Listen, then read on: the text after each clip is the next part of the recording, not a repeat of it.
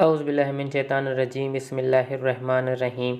अस्सलामुअलैकुम, welcome to the my channel. आज हम बात करेंगे एक्सरसाइज 28.1 क्वेश्चन नंबर 4। तो अब यहाँ पे देखें, हमारे पास क्वेश्चन नंबर 4 में सिंपली हमें कह क्या रहा है कि the inscribe angles of two congruent major arc of two congruent circles are congruent.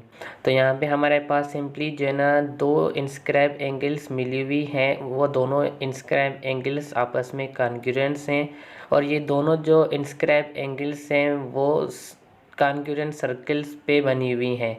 तो अब यहाँ पे पहले हम दो कॉन्ग्रुएंट सर्कल्स को ड्रा करें और उन पे जो है ना वो दो इंस्क्राइब एंगल्स कॉन्ग्रुएंट जो है ना पहले इनको ड्रा करें और उसके बाद हम इसको ड्रा करने के बाद हमें सिंपली प्रूव भी इसी को ही करना है कि ये जो दो इंस्क्राइब एंगल्स हैं मेजर आर्क के ज़रिए वो आपस में कॉन्ग्रुएंट हैं।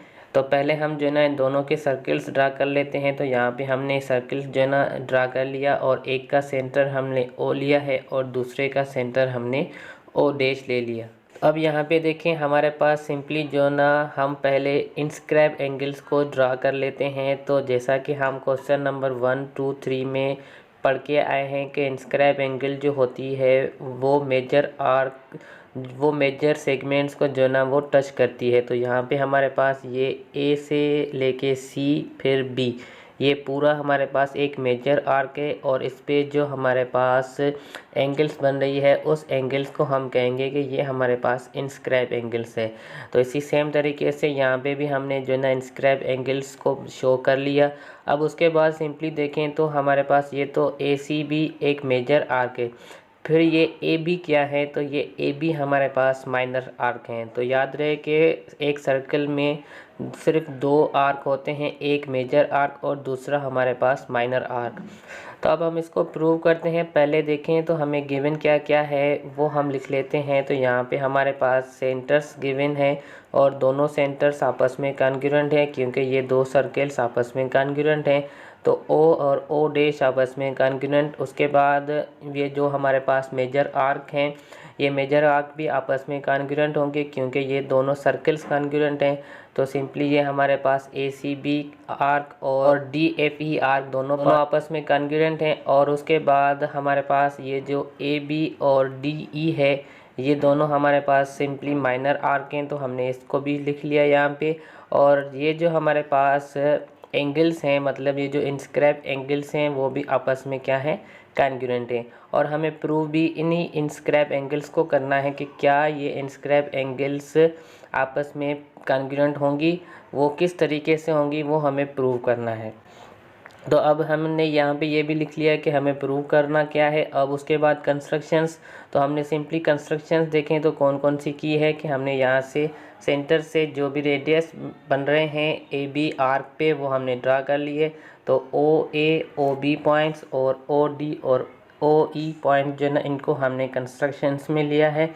अब उसके बाद सिंपली हम जो है ना इसको प्रूव करते हैं। यहाँ पे हमारे पास सबसे पहले स्टेटमेंट्स लिख लें हम। स्टेटमेंट्स हमारे पास क्या है कि फर्स्ट हम मेजर आर्क को लेते हैं, दोनों मेजर आर्क हमारे पास कॉन्ग्रुएंट हैं और ये हमारे पास गिवन है। अब उसके बाद हम इनकी जो माइनर आर्क हैं हम उनको भी लिख लेते हैं। अगर माइनर आर्क जो है ना वो कॉन्ग्रुएंट सर्कल्स पे बने हुए हैं और मेजर आर्क उनके इक्वल है, आदमी जो है ना वो माइनर आर्क पे आपस में इक्वल होंगे। तो यहाँ पे हमने इसका रीज़न लिख लिया कि सर्कल्स आर कॉन्ग्रुएंट। के बाद सिंपली हम जो तीसरी पॉइंट लेते हैं वो आप क्वेश्चन नंबर 1, 2, 3 अगर आप इसी चैनल के ज़रिए देखे आए हैं तो आपको ये तीसरी और जो चौथी पॉइंट्स हैं वो बिल्कुल ही इजी लगेगी। तो हम इसको यहाँ पे भी थोड़ा डिस्कस कर लेते हैं कि ये जो तीसरी पॉइंट हमने लिखी है वो किस बिहाफ पे लिखी है।